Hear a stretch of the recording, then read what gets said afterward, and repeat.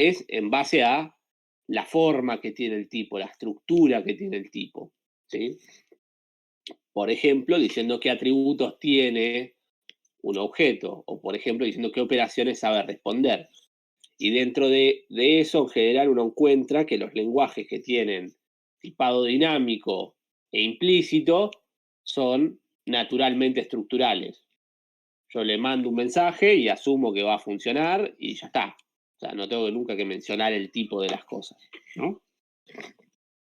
Entonces, esas son los tres que queremos analizar, son los tres ortogonales entre sí, y queremos analizarlo en este pedacito de código de acá, ¿sí? Entonces, vamos a ir por identificación de los tipos. Y chusmeemos eso. Miren el código, ¿sí? Y fíjense a ver qué les parece. Voy a ir... Perdón. Ay, estoy resfriado, gente. Voy a ir scrolleando, vayan mirando el código y me cuentan qué piensan respecto al código, ¿sí? En base a los tipos.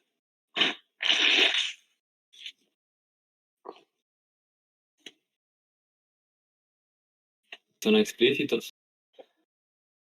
Son explícitos, o sea, en términos de declaratividad, los tipos son explícitos, ¿sí? Por ejemplo, ¿dónde menciono los tipos? Y acá estoy definiendo una función y digo el En la tipo int, declaración. ¿no? En la declaración digo int main. También digo int argc, con lo cual claramente este argc es de tipo int. Después digo argv char asterisco. No importa qué carajo significa ese tipo, no tengo la más pálida idea de qué significa ese tipo, ¿sí? Char asterisco, imagino que es un string, ¿sí? O algo parecido, porque conozco C, en particular yo, y entonces me lo puedo imaginar, pero lo importante es, fantástico, acá hay un tipo, está escrito, ¿sí?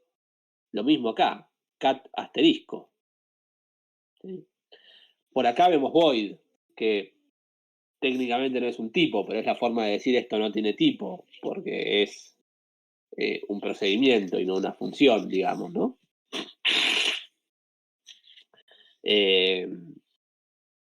Acá vemos una property que dice ns_string asterisco name. Ok, si tengo ns_string, entonces el otro no es un string. No sé bien qué es un string. No tengo la más pálida idea de cómo funciona Objective-C, pero lo puedo analizar. Puedo ver por lo menos que los tipos son explícitos. ¿Sí? ¿Qué más?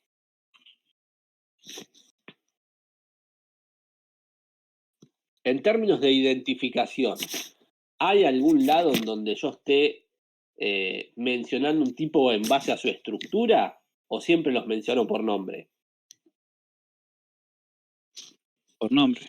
Por nombre, ¿no? Pareciera, o sea, de vuelta, este es un pedacito de código. No puedo asumir que el sistema de tipos es realmente así, solamente con un pedacito de código, ¿sí? Pero la gracia del ejercicio es, bueno, mirando este pedacito de código, ¿qué podés deducir? Después, obviamente, si uno quiere saber cómo funciona el sistema de tipos de Objective-C, tendría que meterse a investigarlo, ¿no? Meto en la página la documentación y empiezo a investigar sobre eso. El objetivo es poder deducir cosas a partir de un pedacito de código. Entonces, sí, efectivamente, podemos decir que pareciera ser explícito y nominal. Lo que no voy a poder deducir nunca es el momento de la verificación. ¿Por qué? Y porque, qué sé yo, si esto es compilado, si es internet, metete a investigar un poco. Primero que debería buscar es si es un lenguaje compilado o no. Si yo encuentro que existe un compilador de Objective-C, y probablemente sea un lenguaje compilado, y si es lenguaje compilado, entonces probablemente se haga una verificación al momento de compilación, ¿no? Si no, y seguramente no se haga verificación en tiempo de compilación, pues no tengo un compilador, ¿sí? Básicamente. En particular, este es compilado. Y el momento de la verificación, entonces, es a la compilación, por lo tanto es un lenguaje de tipado estático. ¿Sí? Entonces, en su conjunto, lo que podemos decir es un lenguaje de tipado estático, ¿sí? Explícito y nominal. ¿Tiene sentido?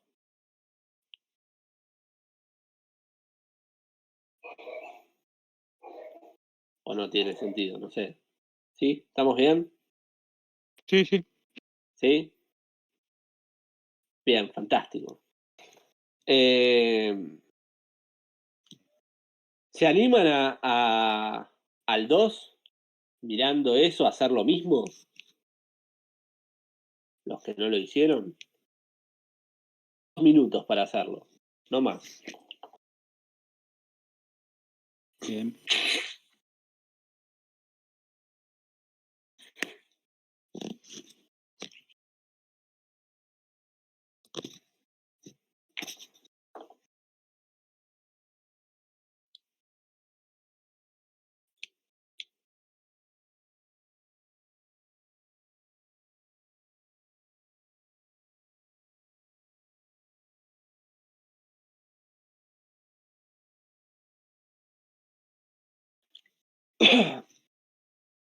Que no se tengan que meter a investigarlo, Ruby es un lenguaje interpretado.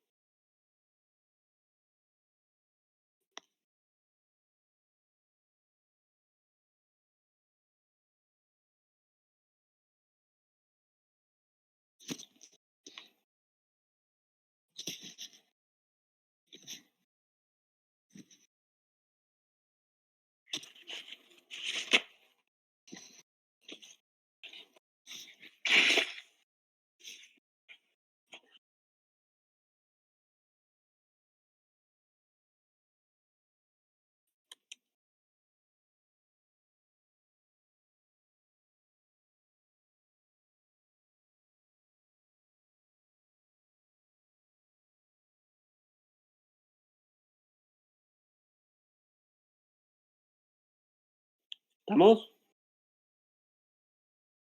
¿Alguno se anima a contarme?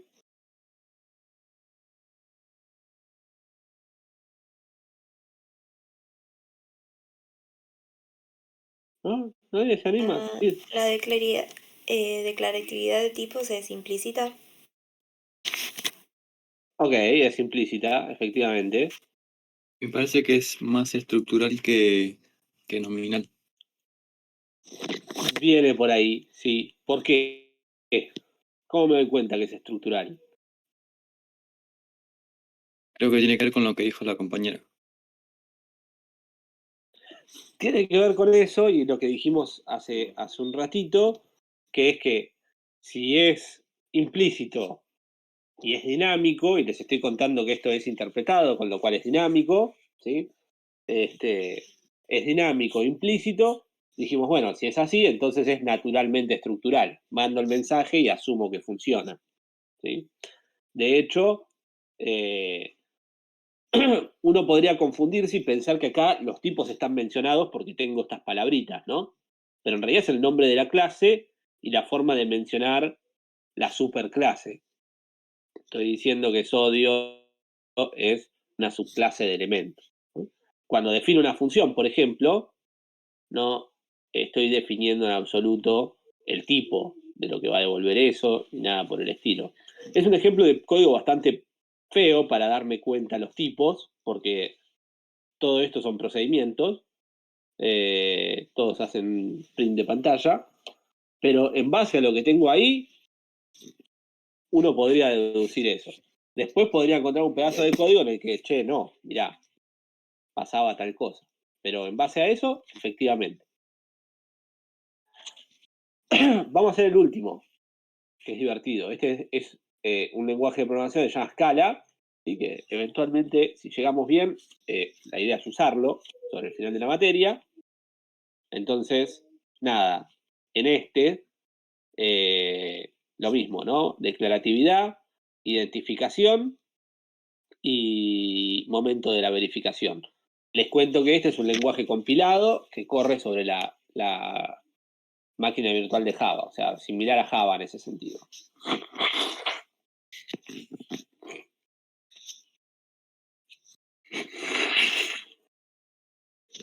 Igual juzgando por ese val, que no sé qué significa, puede ser estático y dinámico, ¿no? Estático y dinámico, las dos cosas al mismo tiempo, eso te lo va a decir más la documentación, no lo vas a sacar mucho mirando el código. Tal vez la comparación que estás diciendo es explícito e implícito, o sea, que está en algún punto en el medio. Perdón, sí quería decir eso. Eso sí puede pasar. Que hay cosas que son explícitas y cosas que son implícitas, eso sí puede pasar.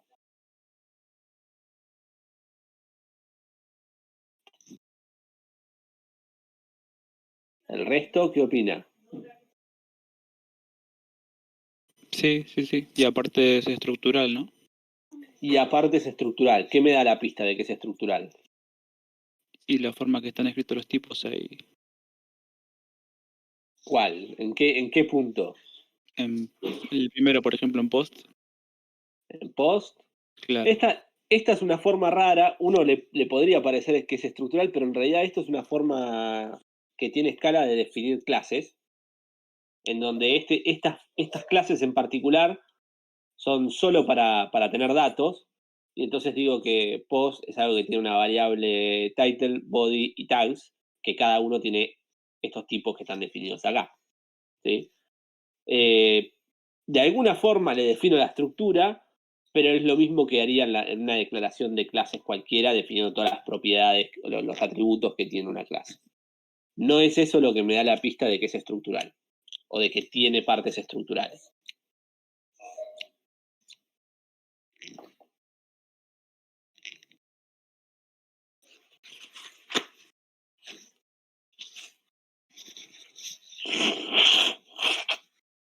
Fíjense que de cada dato, por ejemplo, no sé, acá main, ¿no? O sea, la función main más o menos la conocemos de un montón de lenguajes, y fíjense la forma de definir los tipos, ¿no? Args, dos puntitos, y el tipo. ¿Todos de acuerdo? Acá el tipo viene después de los dos puntos y después del nombre del parámetro. Y hay un punto en particular del código que me dice, che, esto es estructural.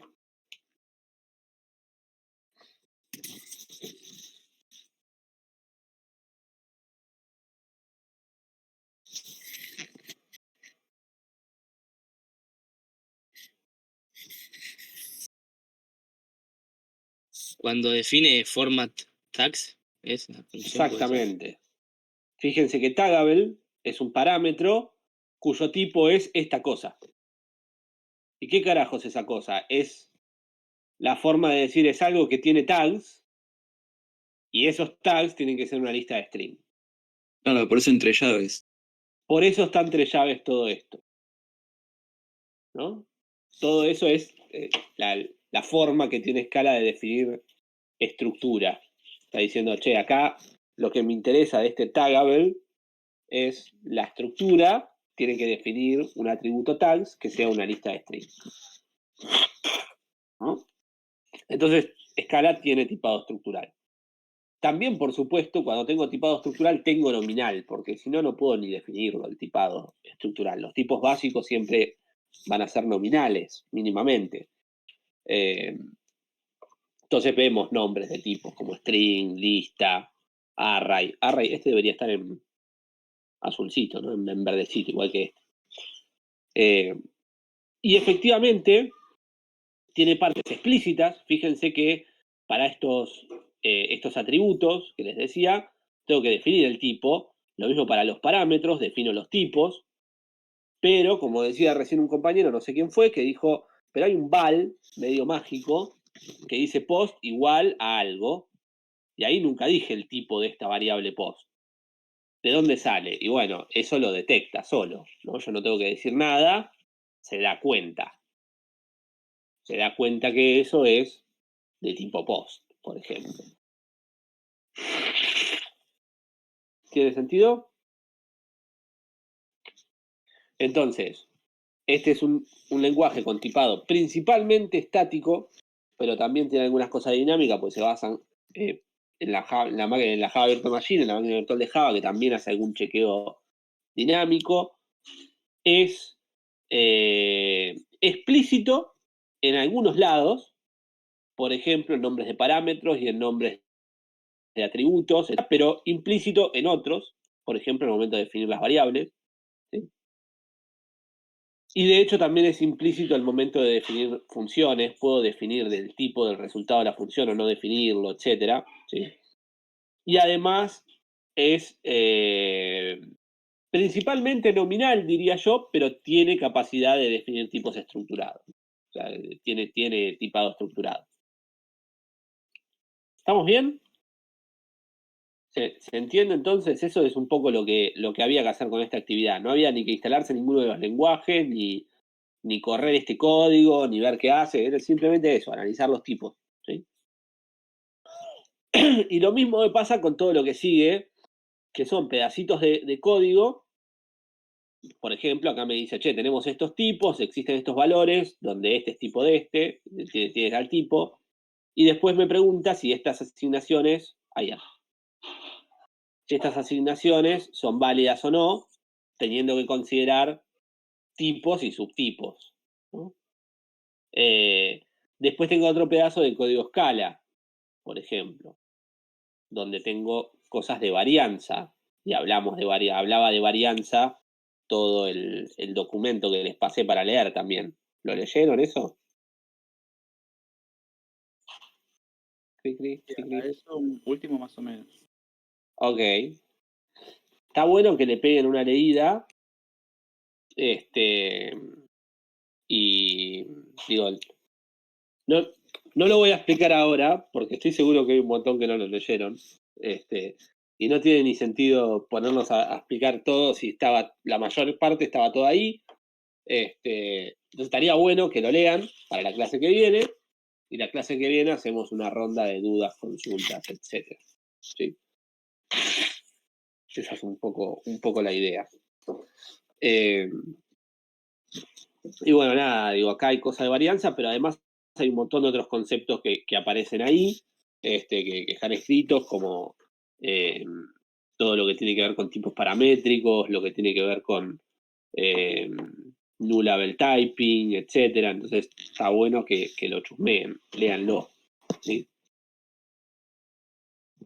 Bien, dejo de transmitir acá y voy a transmitir acá. ¿Sí? Y entonces, la idea de la clase de hoy es charlar un poquitito sobre el sistema de memoria subyacente a los lenguajes de programación orientados a objetos. ¿Sí? O sea, básicamente, cuando hablamos de objetos y decimos, che, acá hay dos objetos y acá hay una clase, la pregunta es, ¿y qué pasa abajo? O sea, ¿qué hay en la memoria? ¿Dónde están esas cosas? ¿Dónde viven? ¿Y cómo viven? ¿Sí? Y en particular, nos interesa, ¿por qué? Porque de acuerdo a ciertas características del lenguaje, eso puede ser sumamente importante. Hay lenguajes en donde, por ejemplo, construir ciertos datos es muy costoso y hay otros en donde no. ¿Sí? Y para eso necesito por lo menos tener una visión del sistema de memoria a bajo nivel. Por supuesto que hay una cosa. Yo lo que les voy a contar ahora es genérico. ¿Qué quiero decir con esto? Es más o menos cómo funcionan los distintos sistemas de memoria de la mayoría de los lenguajes de programación orientada a objetos. Cada uno de los lenguajes tiene implementaciones específicas con detalles específicos, etc. ¿Sí? Entonces, si necesito realmente meterme en el sistema de memoria para entender súper bien qué está pasando y bla, bla, bla, tengo que conocer de qué lenguaje específico estoy hablando. Si no, lo que tengo es un panorama general de cómo funciona más o menos un sistema de tipos, un sistema de programación orientada a objetos. ¿Sí? Entonces, bien, arranquemos por lo siguiente. y aviso, de esto no hay nada escrito. Ya del capítulo todo, etcétera, de esto no. Entonces, recomendación, copien, tomen nota, ¿sí? Porque no tengo cuadernillo para esto. Entonces, memoria, ¿sí? ¿Qué es? Bueno, sabemos lo que es, ¿no? Es hardware. Es el hardware, el punto en donde yo almaceno información de un montón de cosas que pasan en la computadora. ¿Sí? Y a ese hardware lo voy a manipular a través del CPU principalmente. ¿Sí? O sea, el CPU es principalmente quien se encarga de leer y escribir en la memoria. El CPU en realidad hace 3 operaciones y hace eso todo el tiempo. ¿Se acuerdan cuáles son? Las del ciclo fetch. Las Lee del la ciclo memoria. fetch, decode, execute. Son lo único que hace el CPU, que es fetch, voy a buscar la memoria, decodifico qué carancho había ahí, ejecuto lo que había ahí. Eso es lo único que hace el procesador. Y eso lo hace a través de la memoria. O sea, lo que va a ir a buscar el programa a la memoria. Entonces, si va a ir a buscar el programa a la memoria, lo que sabemos es que en la memoria, en este hardware, ¿qué vive? Y bueno, vive por lo menos el programa. Los programas viven en la memoria. ¿Qué más vive en la memoria?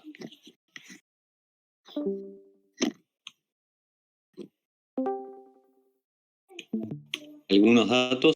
Datos del programa, tal cual. Todo cálculo intermedio, toda cosa que yo vaya haciendo y que se guarde, por ejemplo, yo guardo una variable, esa variable va a guardarse en memoria. Un parámetro, bueno, ese parámetro necesito guardarlo temporalmente en algún lado, se guarda en memoria. ¿Sí? Y acá viene un tema que es que en realidad este esquema de memoria, la memoria siempre va a guardar tanto el programa como los datos. ¿Sí? ¿Por qué quiero guardar el programa en la memoria? Porque eso me permite cargar distintos programas.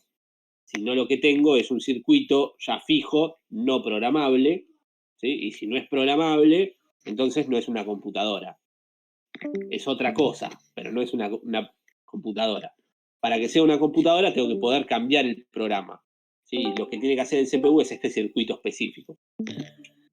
Y entonces teníamos 2 modelos de cómo se estructura la computadora, ¿sí? O cómo se estructura la información y la memoria y el CPU, etcétera, para organizar estos datos, ¿sí? Para organizar los datos y el programa.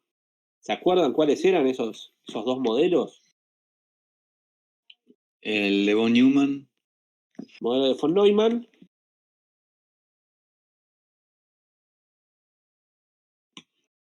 Y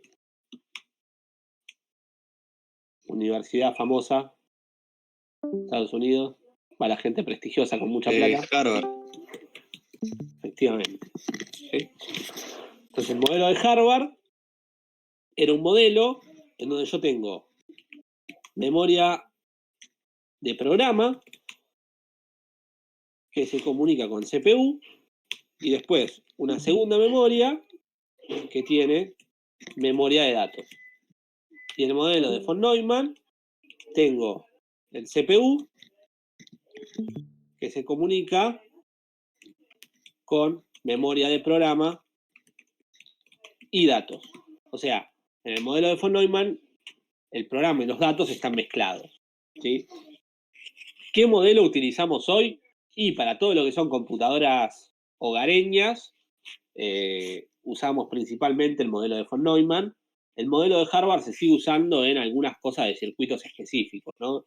Dispositivos embebidos o sistemas en general, donde el programa es muy chiquitito, muy específico y prácticamente no cambia. O sea, lo cargo una vez y queda ahí fijo y no se vuelve a cambiar. y entonces termina siendo más barato hacer algo por el estilo, como el modelo de Harvard, que tener un modelo de von Neumann. Principalmente es lugares en donde el programa viene dado en un chip. Yo pongo el chip y ya está. Pero si no, en general usamos modelo de von Neumann. ¿Importa esto? Bueno, sí, por supuesto va a importar porque necesito entender qué es lo que hay en la memoria, ¿sí? Nos vamos a centrar entonces principalmente en este modelo, entendiendo este modelo y qué es lo que sucede un poco ahí. Entonces, fantástico. Tengo la memoria, sabemos que en la memoria hay programas y datos, ¿sí? Y podríamos decir también que la memoria se organiza. Esto es mucho más fácil con un pizarrón, quiero que lo sepan.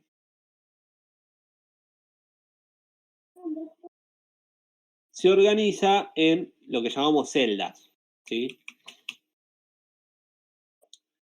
Cada celda va a tener una dirección. Por ejemplo, esta es la celda FF, esta es la celda FE, ¿sí?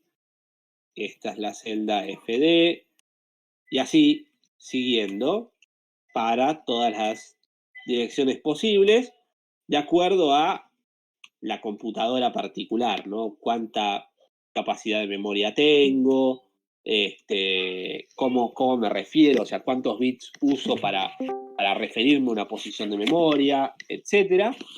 Y en cada una de estas posiciones de memoria lo que voy a tener son bits, ¿no? Ceros y unos distribuidos de alguna forma.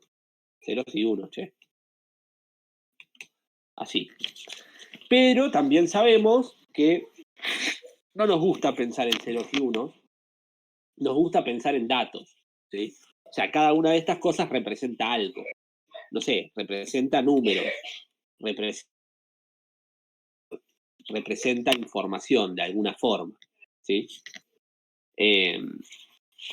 Entonces, un poco la idea, digo, es importante mantener esto en mente, ¿no? Tengo la memoria distribuida en celdas, y hay datos que me ocupan una celda, dos celdas, lo que sea, no es tan relevante esa parte, ¿sí? Y que representan información, y viven en la memoria, ¿sí? Y hay otros datos que también viven en la memoria, que representan entonces instrucciones, ¿sí? Digo, no sé, tengo move de registro 0 al registro 1. Tengo una instrucción de add del registro 0. Tengo una instrucción de add del registro 1. Sí, cosas por el estilo. Tengo código. Entonces, en el modelo de von Neumann, esta parte representa un programa, esta parte representa datos del programa en general, ¿sí? Y conviven en el mismo espacio de memoria, y son administradas por alguien. Hay alguien que las tiene que administrar, esas partes de la memoria. ¿Quién se encarga de eso?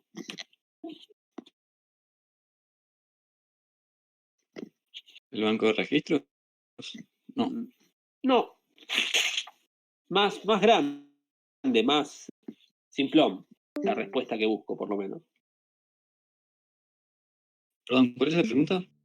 ¿Quién se encarga de manejar la memoria y decir dónde se guarda qué cosa? ¿En qué momento? El sistema operativo.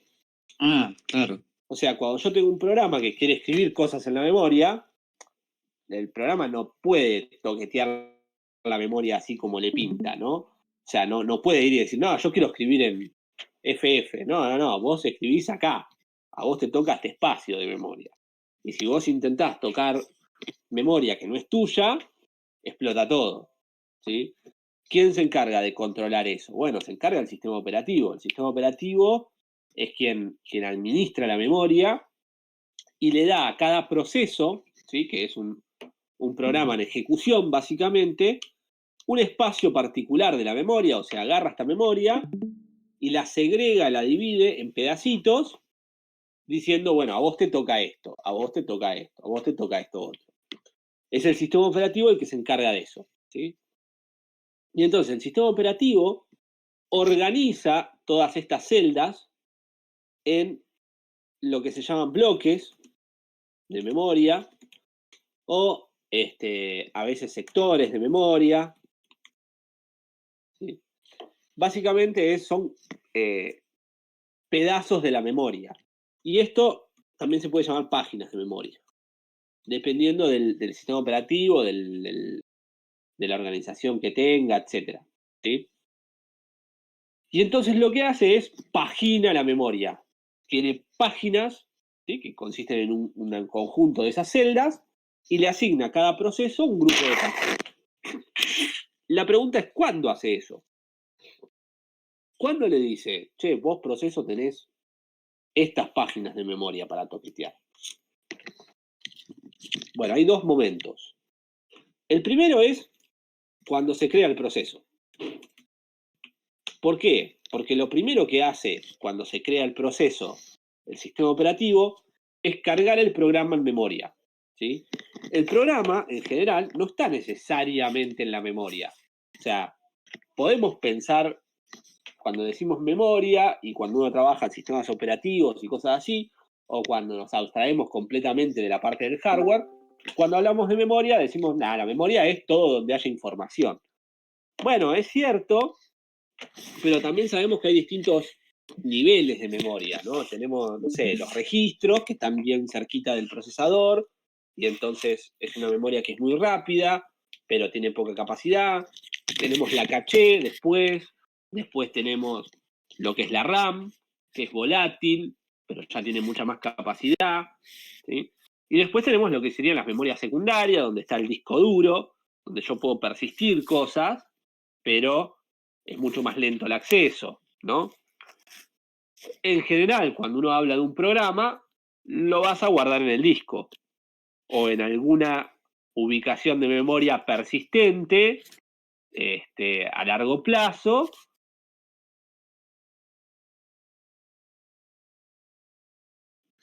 Y entonces lo primero que se hace es secar el programa en memoria a RAM. ¿Por qué en la RAM? Y bueno, porque la RAM es lo suficientemente grande para tener un programa y tiene una velocidad de acceso lo suficientemente rápida para que el CPU pueda acceder ahí y hacer el proceso de fetch, decode, execute. ¿Sí? Es el punto de la memoria en donde hago eso. Y ya cuando hace eso, ya le creó al proceso ciertas páginas en donde va a vivir el código del programa. Además, ya le crea una o más páginas para datos del programa. ¿Sí? Le crea un espacio y dice, bueno, y acá vas a guardar tus datos. Ahora la pregunta es, bueno, ¿y qué pasa si el programa necesita guardar más información? No sé, lee un archivo y necesita empezar a partir de ese archivo, crear cosas, ¿sí? No sé, mostrar gráficos en pantalla, esto, aquello, y tal vez necesitan más memoria que la que le asignó el sistema operativo. El sistema operativo le da una cantidad por defecto, ¿sí? Y tal vez necesite más. Y entonces, bueno, también se le da memoria cuando el programa lo pide. Cuando el programa pide, se le da más memoria para datos. ¿De acuerdo? ¿Hasta acá? No hay mucha magia, ¿sí? Esto es repaso un poco de lo que deberían saber de Orga y sistemas operativos, ¿sí? Y de vuelta, súper por arriba, ¿no?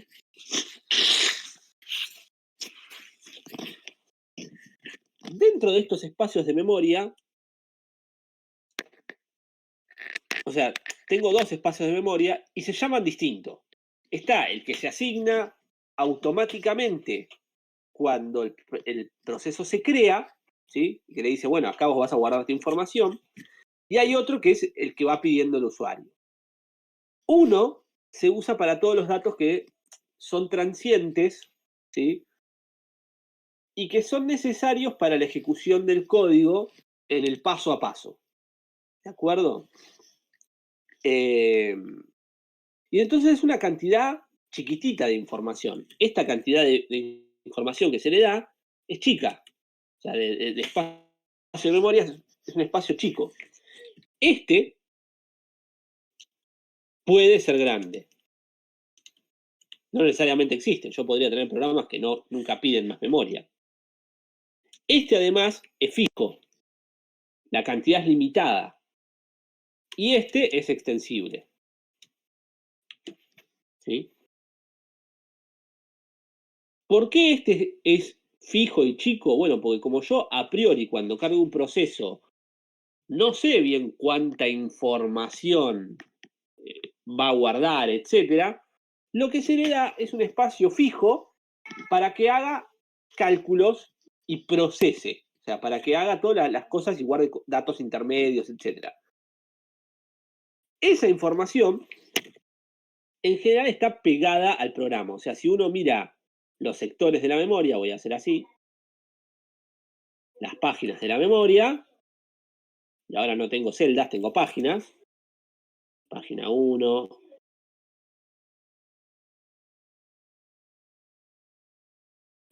página 1, página 2, página 3, página 4, etcétera.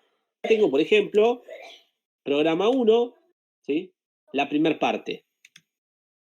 Acá tengo programa 2, programa 1, la segunda parte. Programa 1, la tercera y última parte. Y después tengo datos de programa 1, por ejemplo. Acá tengo una página vacía. Acá tengo programa 2. Acá tengo programa 3. Sí. Más cosas, ¿no? Tengo más cosas por ahí dando vueltas. Imagínense si yo esta parte la dejo crecer. Bueno, en principio, si tenés justo una página vacía acá abajo, podés continuar metiendo información acá. Pero, ¿qué pasa si por algún motivo yo esta la usé para otro programa y no puedo crecer? Bueno, como el sistema operativo maneja estas páginas, ¿sí? No le interesa mucho que los datos estén consecutivos, ¿sí? Podría agarrar y meter más datos del programa 1 por acá abajo. No le es relevante, no necesita que los datos estén pegados, ¿sí?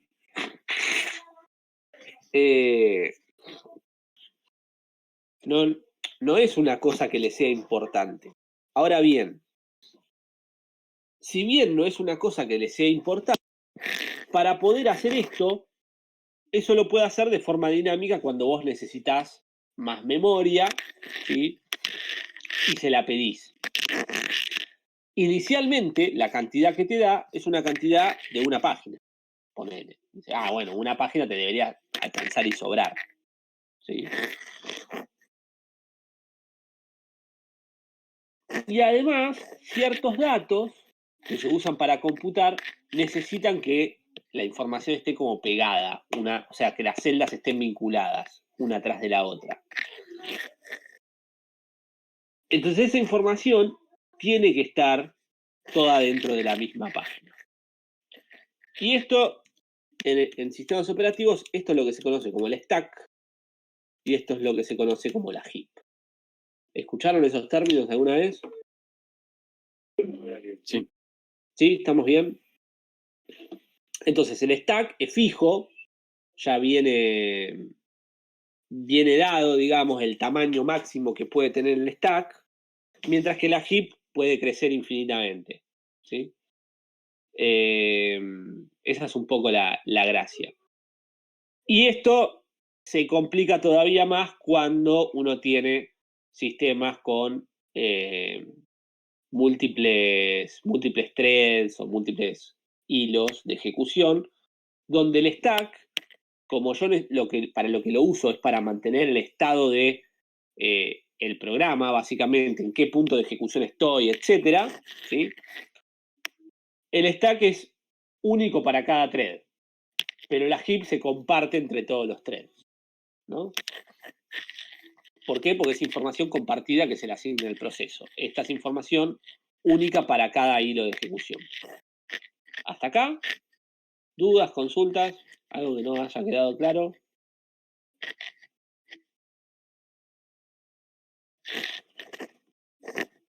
Estamos bien, bien. Entonces, ¿dónde se guardan las cosas en la programación orientada a objetos? ¿Sí? Esa es la gran pregunta. ¿Dónde se guardan las cosas en la programación orientada a objetos? Pensemos que yo hago algo del estilo var firulais new pair. ¿Sí?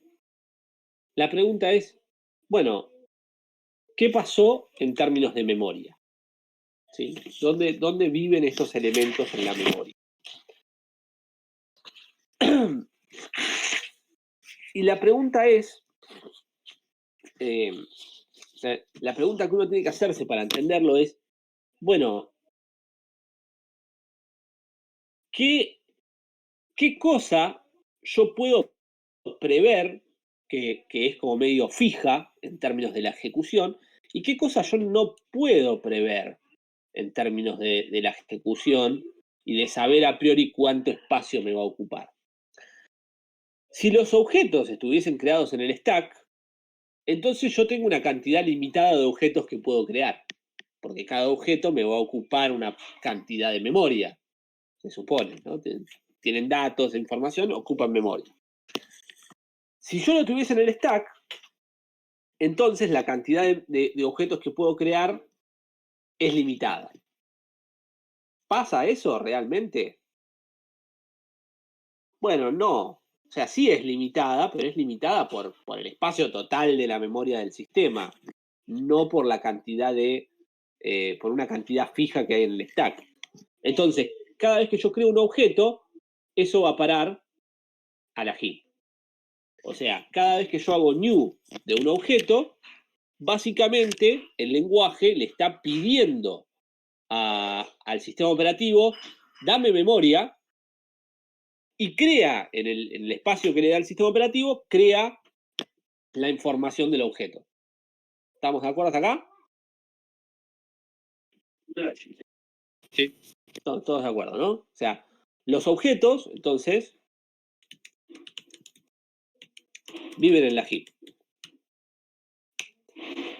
Lo que vive en el stack son las cosas puntuales del proceso de ejecución paso a paso, y en particular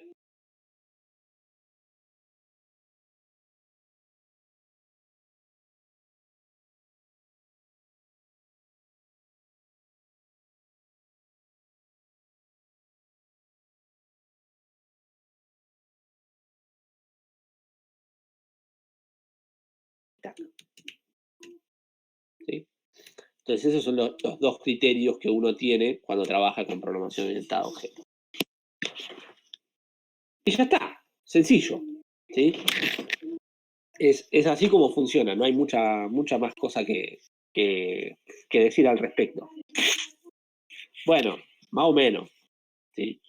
Porque después empiezan todos los detalles. Pensemos lo siguiente. Tengo, vamos a decir así,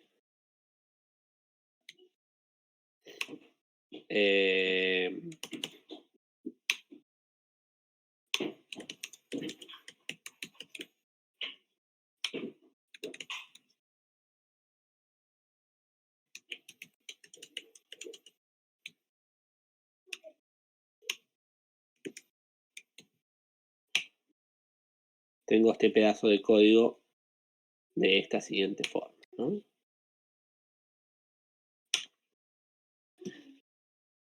Y entonces la pregunta sería, ¿qué hay en la heap y qué hay en el stack?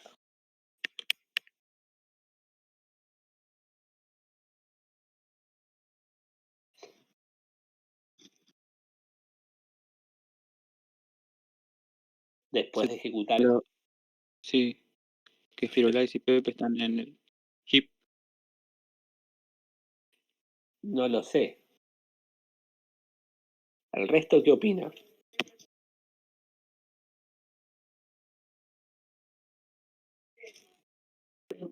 Perro de estar en hip. ¿Qué cosa está en el heap? Perro. Perro está en la heap. ¿No? Vamos a hacer así, voy a hacer un dibujito. De vuelta, esto es mucho más fácil en el pizarrón. En el stack van a vivir las referencias. ¿Cuáles son mis referencias? Firulais y Pepe. Firulais, Pepe, y acá hay otra referencia. Animal que entrena es una referencia.